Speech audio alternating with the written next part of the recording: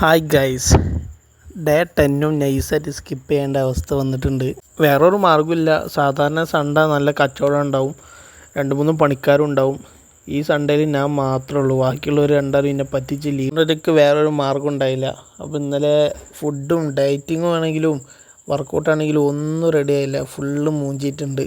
അപ്പോൾ day 10 completely പോയി. എന്തായാലും രാവിലെ തന്നെ എണീച്ച് കുറച്ച് വർക്കൗട്ടും വാമപ്പൊക്കെ ചെയ്ത് ജമ്പിങ് ജാക്സ്, അതേമാതിരി ഹൈ നീക്സ്, റണ്ണിങ്, അങ്ങനെ കുറച്ചൊക്കെ വർക്കൗട്ട് ചെയ്ത്. ഇന്ന് റോപ്പ് ജമ്പ് ഇല്ല കേട്ടോ.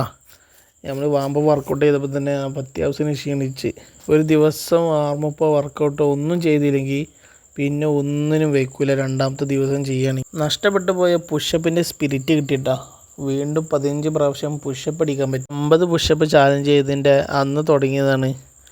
ഏറിപ്പോയ ഒരു 10 അല്ലെങ്കിൽ ഒരു 8 എന്നാണ് ഒരു പയമാതിരി 15 പുഷപ്പ് ചെയ്യാൻ പറ്റും. 1 മിനിറ്റ് വരെ ഹോൾഡ് ചെയ്യാൻ നോക്കിയിട്ടാ പ്ലാങ്ക്. പക്ഷേ 30 അല്ലെങ്കിൽ ഒരു 35 സെക്കൻഡ് ആയപ്പോഴത്തേന് സ്റ്റോപ്പായി. വീട്ടിൽ ഉമ്മയൊന്നുമില്ല, ഉമ്മാൻ്റെ വീട്ടിൽ പോയിക്കണം.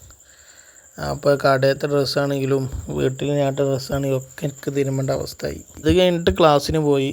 കോളേജല്ല, ഒരു കോഴ്സാണ്, കാർഗോ മാനേജ്മെൻറ്റ്. ഏകദേശം ക്ലാസ്സൊക്കെ കഴിയാറായിക്കണ്. ഇനി 2 എക്സാം ഉണ്ട്. അതിലൊരു എക്സാം 24-ാം തീയതിയാണ്, മറ്റന്നാളാണ് ഒരു എക്സാം.